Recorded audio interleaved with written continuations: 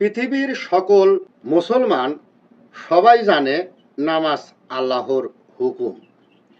আমি জানি নামাজ আল্লাহর হুকুম তো দূরের কথা, কোনো নবী রাসূলদের হুকুম নয়।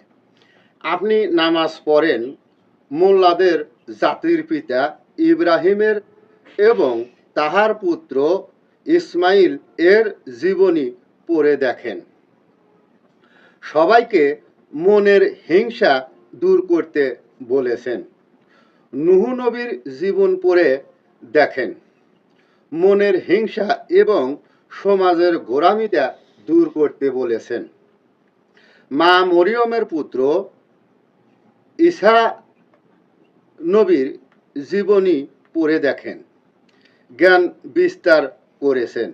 মনের হিংসা সমাজের গোঁড়ামিটা দূর করতে বলেছেন। দাউদ নবী এবং দাউদ নবীর পুত্র সোলাইমানের জীবনী পড়ে দেখেন। সমাজের দুষ্ট ব্যক্তিদের শায়েস্তা সহ জ্ঞান বিস্তার করেছেন। মুসা নবীর জীবনী পড়ে দেখেন।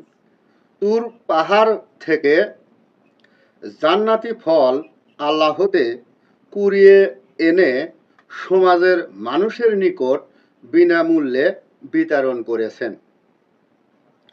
আর যদি শেষ নবী মুহাম্মদ সাল্লাল্লাহু আলাইহি সাল্লাম এর কথা বলি, তিনি সকল জাতিকে অজ্ঞান বশত ব্যক্তিদের জ্ঞান দিয়েছেন, ভালো কাজের প্রতি আদেশ দিয়েছেন।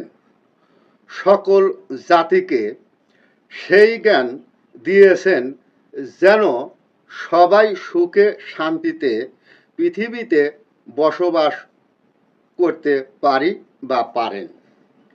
আমার কথা হলো, যদি আপনি বুঝে থাকেন, আমার কথাগুলো যদি আপনি বুঝে থাকেন, আপনি একটা আয়াত আল কোরআন থেকে দেখান যেই আয়াতে যেই কোনো নবীকে নামাজ প্রতিষ্ঠিত করার জন্য নবী হিসাবে পৃথিবীতে আল্লাহ প্রেরণ করেছেন। দেখাতে কেউ পারবেন না। তাই নামাজ হলো বিতাড়িত শয়তানের ইবাদত। এখন আপনি নামাজ পড়েন, আপনি কোন ব্যক্তির হুকুমে পড়েন সেটা আপনার ব্যক্তিগত ব্যাপার।